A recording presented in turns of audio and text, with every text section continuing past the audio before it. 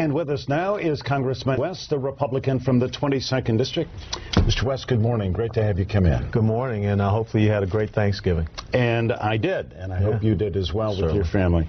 Congressman, the Super Committee earlier this week failed to reach an agreement. Surprise? No, I was not surprised, because I think that you have an incredible ideological chasm in the United States of America right now.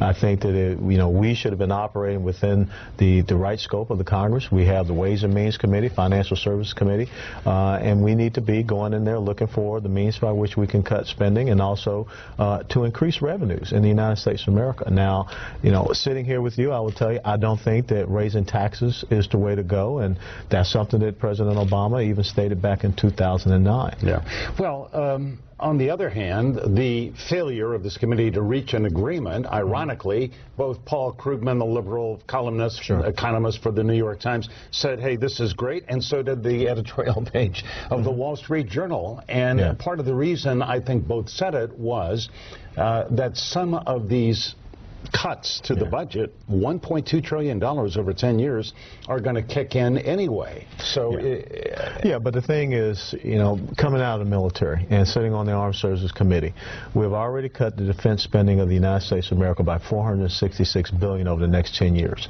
We had a series of hearings where we had the Secretary of Defense, Chairman of Joint Chiefs of Staff, and all the service chiefs, to include the Commandant of the Marine Corps, talk about what another $500 to $600 billion of cuts over 10 years will mean to the military. So you're talking about an Army and a Marine Corps, our two primary fighting forces, Army going from 549,000 to 425,000. A Marine Corps that's only at 202,000 going to 145,000. You're talking about some of the lowest levels of personnel strength that we've seen coming out of, about World War I. And so do you think that you and other supporters in Congress are going to look at some of these sequester numbers and next year say, no, we can't cut the military that much, we can't cut education that much, or we can't cut Medicare spending? I mean, are you going to go in and try and revise this? Well, you have to look at that. I mean, and like I said, Secretary Panetta talked about the fact that these type of cuts will hollow out this military force, especially at a time when we're asking the military to do more and more. Look at what's happening in Egypt, the fact that we have 30,000 shoulder-fired missiles missing from Libya. So now is not the time, especially when you think we take combat maneuver battalions in the Army from 100 down to 60 to 70.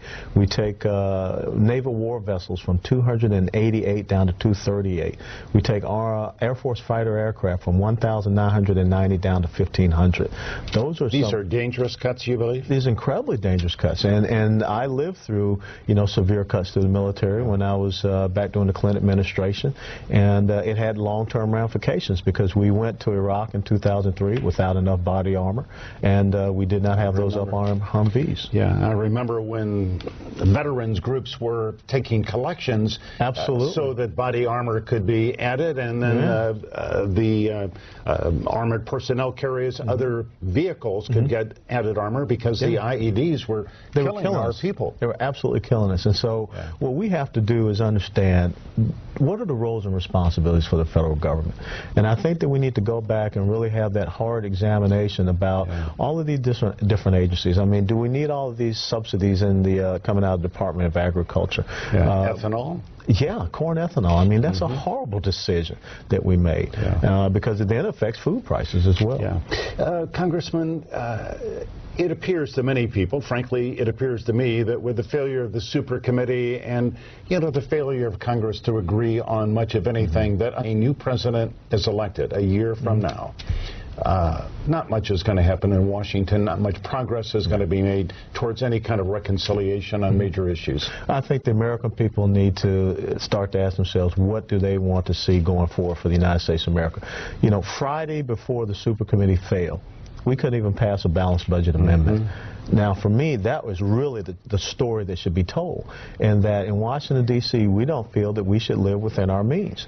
In the fiscal year 2011, we had a 6.5% increase of revenues. but yet we still had a $1.3 trillion deficit.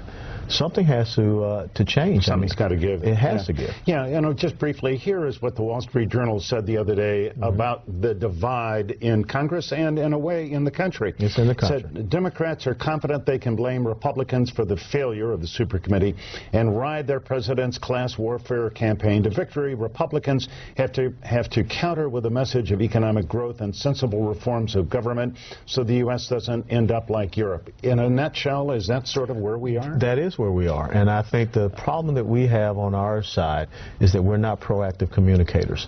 When you think about the fact that now we've gone over $15 trillion in debt, now our debt to GDP ratio has gone over 100%. We're at 101%. What we owe is eclipsing what we're producing. And in Greece, it's 128%. In Italy, it's 120%. Yeah, I saw a chart the other day about the countries, and the United States is down in the lower third, but we are still there. Yeah.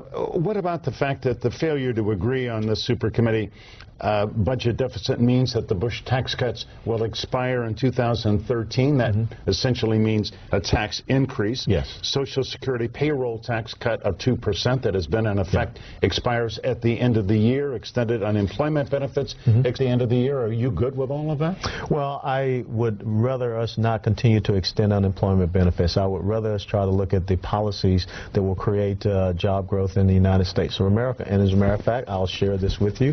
This here is that's the 6-point objectives for, you know, how we can restore the economy. You flip on the backside, you see the 22 pieces of legislation, bipartisan, that have been passed in the House that are sitting on Harry Reid's desk. Does not cost the American people one dime to get those type of growth policies in effect. And if folks at home would like to see what this is, they could go to your website and they can go to my website, or they can go to the website Job Creators, jobsgop.gov. Yeah.